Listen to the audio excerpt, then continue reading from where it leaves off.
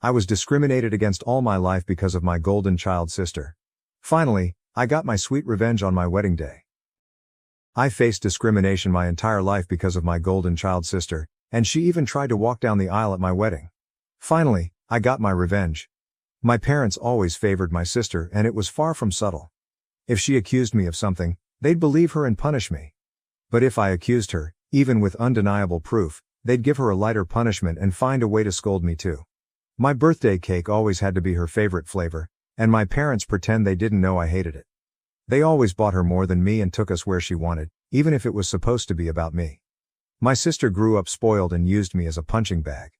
At first, she mostly ignored me, but things got worse when we were teens. She ended up with no friends, and her behavior deteriorated. Did her friends move away or ditch her because she was mean?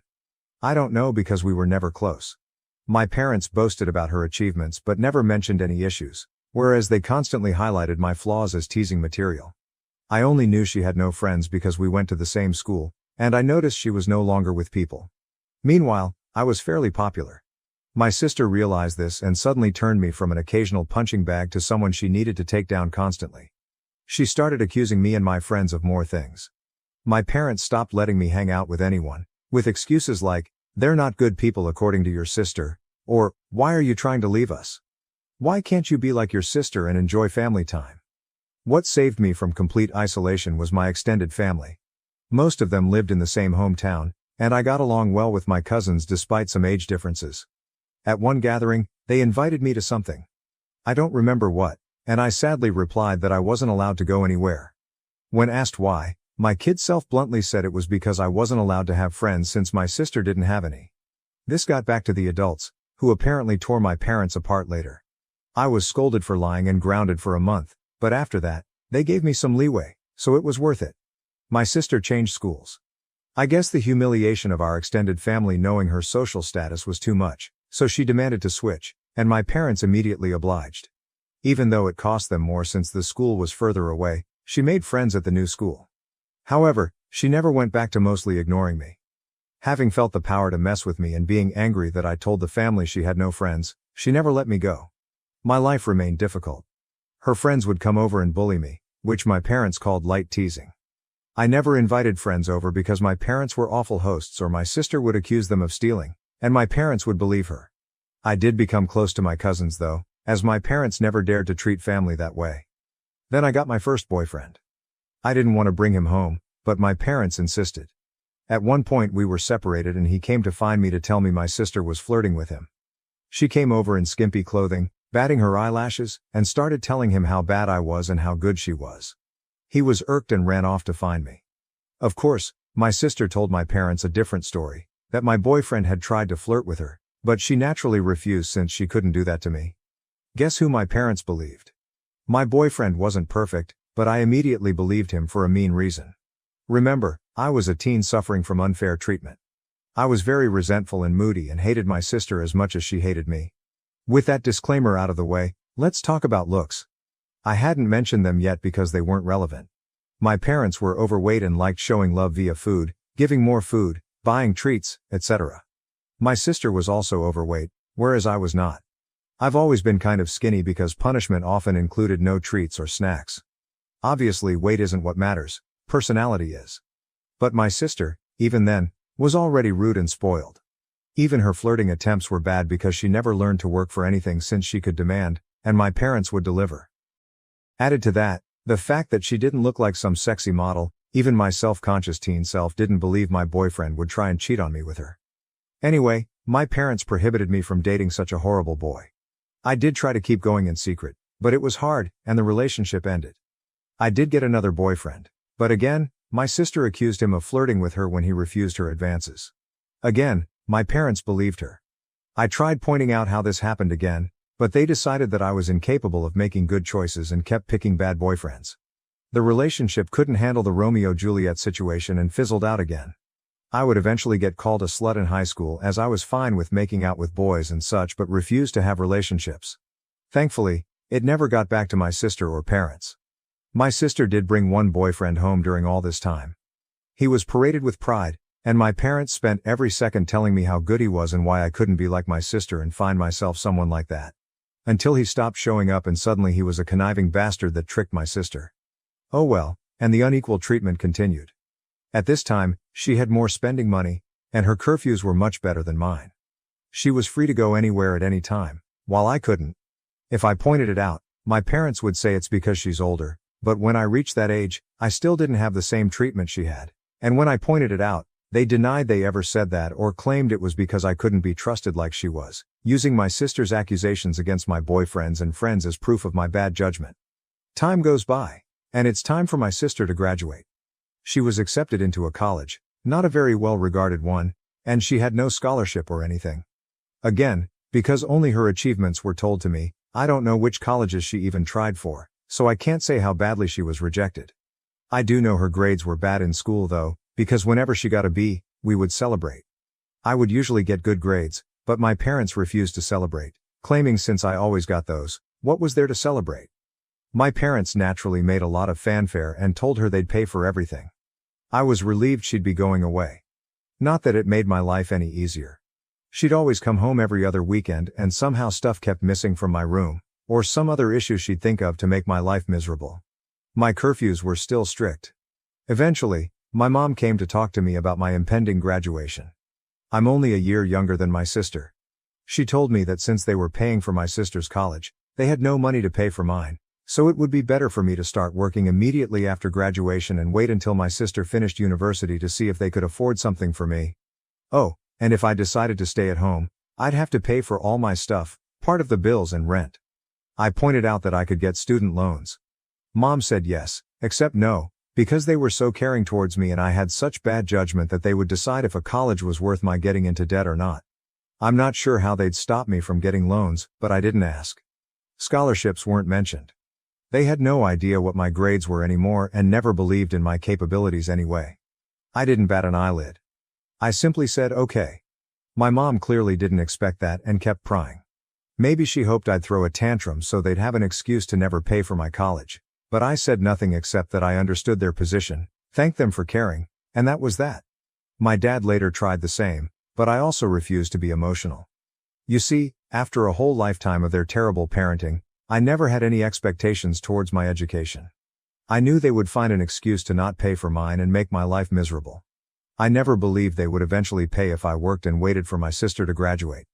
I had been preparing for college for a long time. I could barely go out, my friendships were slim, so I had a lot of time to study. And study I did because I saw college as my only chance to be free. Well, the time came, and I worked my ass off and got a scholarship, not to anywhere like Ivy League or anything like law or medical school, but it was a good enough course in a decent college with a full scholarship. Knowing my sister would hate it and try to stop me via my parents, I put my achievement on social media at the same time I told them, even forcing myself to thank them in the post. Now they couldn't forbid me from going as they'd have to explain to the family why not. Initially, they were even a little proud and boasted about it, and then I guess my sister got to them and they changed gears and even asked me if I was sure I wanted to go. They let slip that my sister wasn't doing well in college, and since she was smarter and had better judgment than me, I'd suffer worse. I obviously stuck to my guns. They weren't happy but couldn't do anything. College was my savior. I started being happy.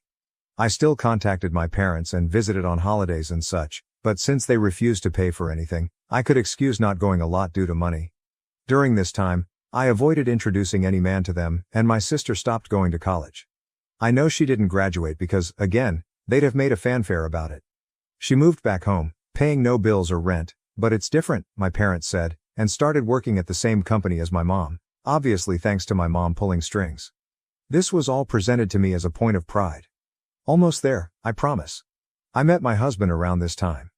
You know those people who say, if I were in that situation, I'd have done something. My husband is the type who actually does. I'm the type who is meek and a doormat in any situation and then can't sleep at night wishing I had done something, had thought of something witty to say, etc. I'm the person who can't help but cry when I'm angry. My husband is the guy who claps back immediately. He loves drama and loves to resolve it. He's the guy that if he doesn't immediately reply to a slight, you better start worrying because he won't forgive and forget, he's just doing something worse for revenge. He's the one who wanted me to post here and wanted to post on a nuclear revenge board too but decided what we did wasn't nuclear. People were baffled that I got together with him, But just because I was incapable of acting like him due to my upbringing, it didn't mean I didn't like it. I love that my husband does what I can't, and he treats people well as long as they do the same to him. When we discussed marriage, we decided we didn't care much about the ceremony due to our budget, as we'd rather spend on a dream trip to Europe for our honeymoon. As for where to do it, since his family was spread out and mine was still mostly concentrated in my hometown, we decided to do it there. We weren't living too far off either, so we could take some long trips during the weekends to manage stuff. Plus, there was some work flexibility, so we could stay in my hometown for a bit too if needed. We sent out the engagement announcement and the save the date for a few months later. At this point, my parents naturally demanded to meet my man. I wanted to grow a spine and refuse, but was having a hard time. The distance had made me think maybe my parents weren't so bad. Well, my husband looked like I had canceled Christmas when I told him I would at least ensure they were never alone with him. See, he had been getting ready for this. He even bought a high-quality recorder he could hide in a pocket to record it all. He was stoked thinking of all the ways he could refuse my sister's advances, insult her, and then spread the recording of her attempts to my family. So off he went alone and excited to meet them, and came back later euphoric.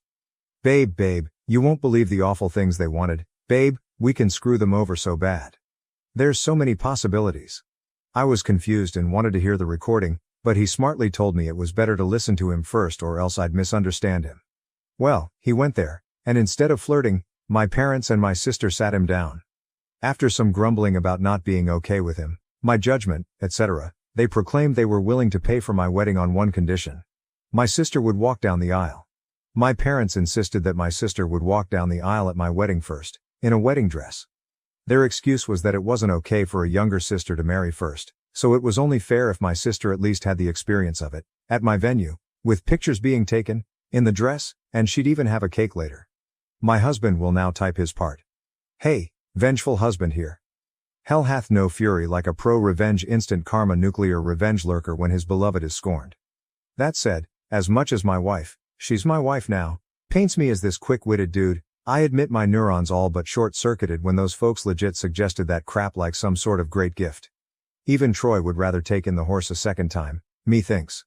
Alas, after my brain rebooted, I did have a whole list of insults ready to spew out, but something in my soul whispered in my ear like the devil, string these idiots along.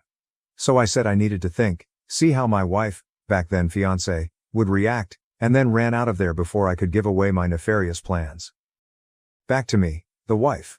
So my husband sincerely recounted how my parents wanted even my wedding to be about my sister, with a grin on his face and the recording to prove it. I was shocked. The distance had softened how badly they treated me, and I thought even they wouldn't go so far. Thankfully, my husband insisting on the angle of revenge helped me not go to a bad headspace. We had a blast thinking up ways to screw them over, from ridiculously outlandish to what we thought was feasible. We then called his much more level-headed brother when we decided on a plan. It involved having 2 venue addresses, giving them the wrong one, etc. Well, the level-headed brother scolded us for it. While he acknowledged he would never be able to convince us to avoid retaliation, he at least showed us that something like that would be hard to pull off. Some of our other ideas were also at risk of getting us sued, so we eventually settled for the most benign plan: act like we agreed, but then hire security and don't let her in. Obviously, if that was all, it wouldn't be pro-revenge. The rest is mostly my husband's doing, but he wants me to do the honors. So here goes. Just important to mention, everything he did was previously discussed with me, and they were our mutual ideas. He went back to my parents, said he probed and thought I wouldn't be down with it. However, he didn't see the issue and, not wanting the family to fall apart, would be down to help them do it. He pointed out that I don't like conflict, so if I was surprised with it, I might not throw a tantrum in front of all the people. On the other hand, marriage is a big thing, so who knew if I'd lash out? Thus, he suggested a compromise. They'd help pay for stuff. This way, I would feel even more pressure to not say anything, as not only would we be public with our families there, but I'd be grateful for the help they gave. He said my parents looked shocked, and my grown sister literally started skipping with joy like a kid, so it was accepted. Importantly, my husband also claimed that due to some bad judgment and past boyfriends, these words were all my idea, and I'm so proud of using their words against them. I was distrustful and controlling and liked to check his phone and stuff to ensure he wasn't cheating on me. As such, it was imperative that nothing of this plan was ever put in writing. For any discussion pertaining to my sister walking down the aisle before me, he'd go over to their house to talk. And so began the months of deception where my parents and sister thought they were tricking me, while my husband and I were milking them. Rather than paying for the wedding, they lay low. Of course, my parents wanted input in everything, including some things that meant a lot to me, like the songs and color palette. My husband would convince them to let it go to keep me in line, but since we never really cared for the ceremony to begin with, everything else was fair game, or so they thought. Here's what we did. We'd go to check the drink and menu options and then accept the lowest or second lowest priced option. My husband would then secretly take my sister there to try it out and then sigh and say, "It's a pity we don't want to abuse my parents' goodwill, so we won't get the best options." Cue my sister demanding my parents pay for the best. My parents would then tell me not to worry and they'd pay for the most expensive option. The same was done with the photographer and flowers. My husband handed my sister a bouquet of the flowers we wanted and then sadly expressed how I wanted some other tasteless flowers. Cue my parents telling me they wanted us to go with said flowers and they'd pay for it. When it came to the wedding dress, we hit a minor snag. My parents wanted me to use a hideous dress. Okay, it wasn't outright hideous, but it wasn't my style and wouldn't look good on me. We had planned on saying yes and then simply not using it, but my mom sent me a message about it, so there'd be proof I said okay. We had to go with me refusing to text and standing my ground. My husband went over there and said he'd see what he could do. My sister suggested ruining my desired dress so I'd be forced to wear the other one.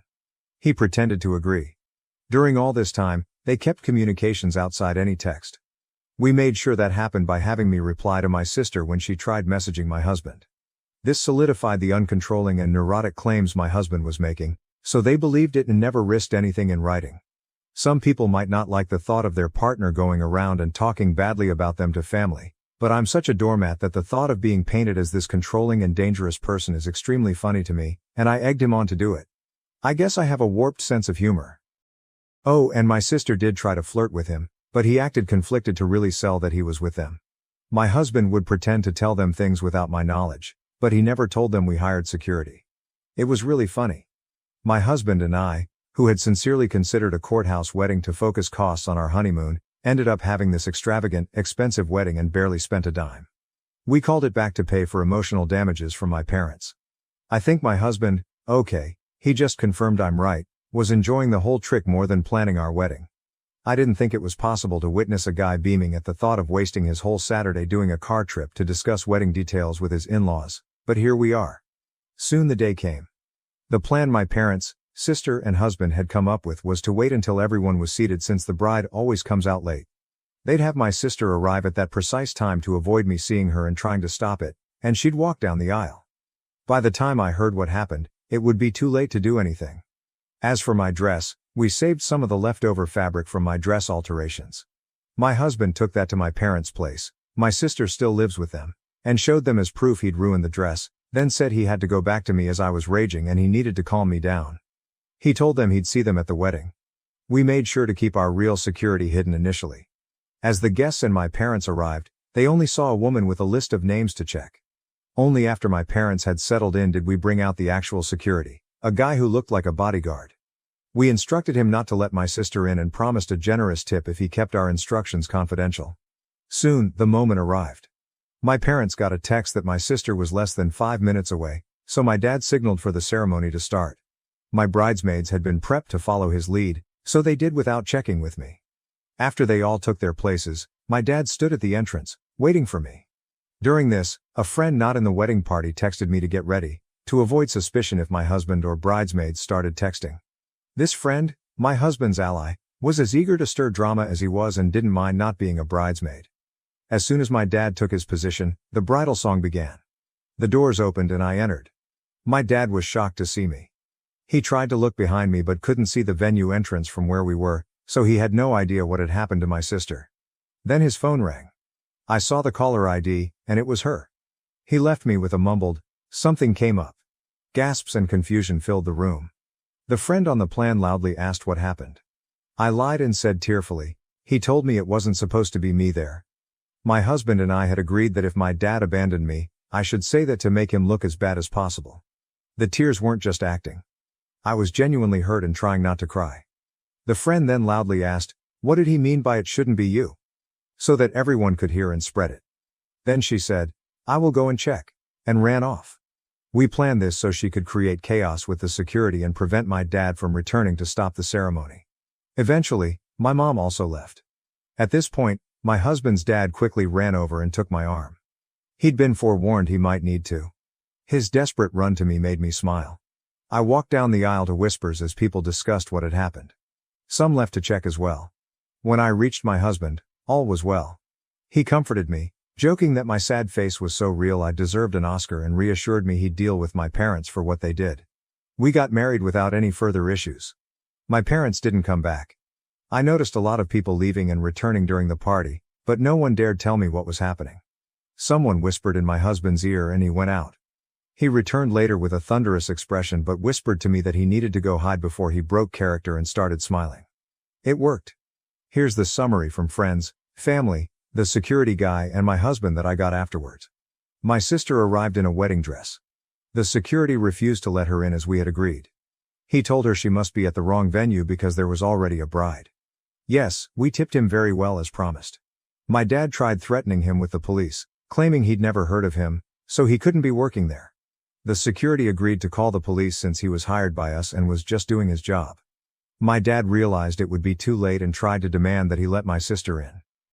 At this point, the friend came over, started shouting and insulting my sister, and asking what was going on, basically stalling.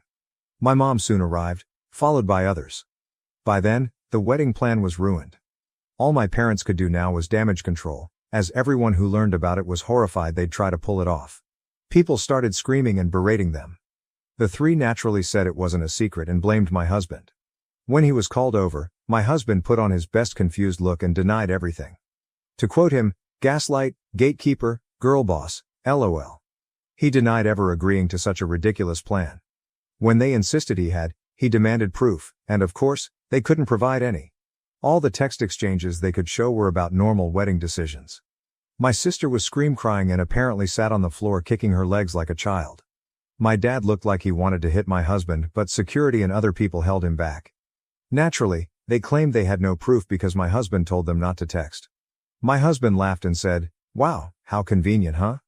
Then he repeated, "Why would I ever agree to something so messed up?" He ripped into them about being terrible parents and said he wasn't going to let their stupid plans and lies ruin his wedding, then went back to me.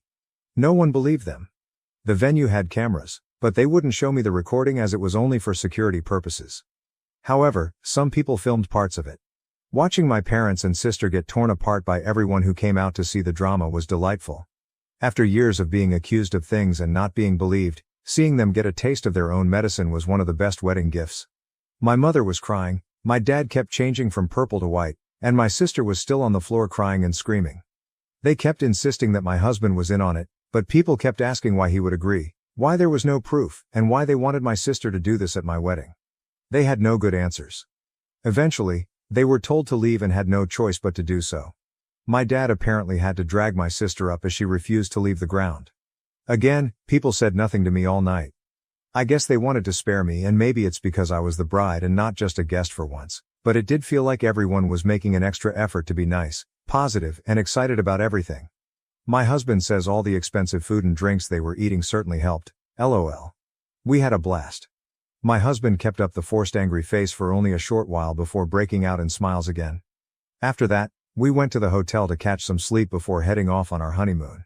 Speaking of which, my parents did try to pay for our plane tickets, but we thought that was risky as they could try to cancel them or something, so we refused. Since then the three of them have tried to contact me. I've refused calls because my husband insisted on keeping a paper trail, a smart move because my sister eventually messaged me. I won't repeat what she said as it was very unhinged and didn't make much sense, but the important part was that she blamed me for her humiliation. Called my husband a two-faced snake who fooled them for months, he wants to print and hang that on our wall, LOL, and hoped, but was also certain, that I'd get cheated on by him. She even suggested he was cheating on me with her. My husband took my phone, screenshot the call logs, my sister's messages and some messages from my parents demanding I pick up the phone, and sent it all to our family group chat. He also sent screenshots of messages to him where they called him names and threatened him, but he kept up the "you're delusional, I never agreed to anything" shtick and even threatened to sue them for defamation and harassment. He wrote a message in the group chat begging my family for help as I was now being harassed by them constantly. He pleaded with them to stop my parents and sister from ruining our honeymoon after they failed to ruin our wedding. He ended with a request that they not share our locations to prevent my parents from sending my sister over and claiming he had somehow agreed to pretend to sleep with her in our honeymoon suite. LOL. My family assured him they'd handle it, and since then, we've had peace. My husband is a bit disappointed that my sister didn't disobey so he could call her out again while tearing her a new one. We'll see if the peace lasts. All in all, while I would have preferred a normal, loving family at my wedding, at least for once in my life they not only failed to ruin something meaningful to me, but I got back at them. Extra info: do I know why they treat me like this? I've been asked this question a lot, so I assume you all will wonder the same. I've pondered this all my life and still don't know. I tried asking when I was young, but they denied any difference and scolded me for being spoiled, so I stopped trying. I've considered many possibilities, but based on my observations I think it's this. I was unplanned. They took a while to have my sister, so she was not only wanted but also like a miracle child after so long. However, given our small age difference, I think they didn't expect to have another child so soon or easily and didn't use adequate protection after my sister's birth. Maybe they didn't realize my mom was pregnant until it was too late, so they were saddled with an unplanned baby while still dealing with a newborn. They're not well off, so having the extra expense likely didn't help, and they resented me. But that's just my conjecture. Regardless, I've accepted that the reason won't truly matter. What they did to me was unwarranted, no matter what. Did they really think this would work? My husband and I have a theory that they never intended to do this at all. We think my sister threw a tantrum over me getting married first when she barely gets dates, and they made my husband that outlandish proposition. They didn't want to pay for my wedding and didn't think we'd accept or that it would even look good for them to do it. By suggesting it and being refused, they could look like the good guys to my sister while having an excuse not to give me a dime. But then my husband accepted it and they couldn't backtrack without risking my sister turning on them.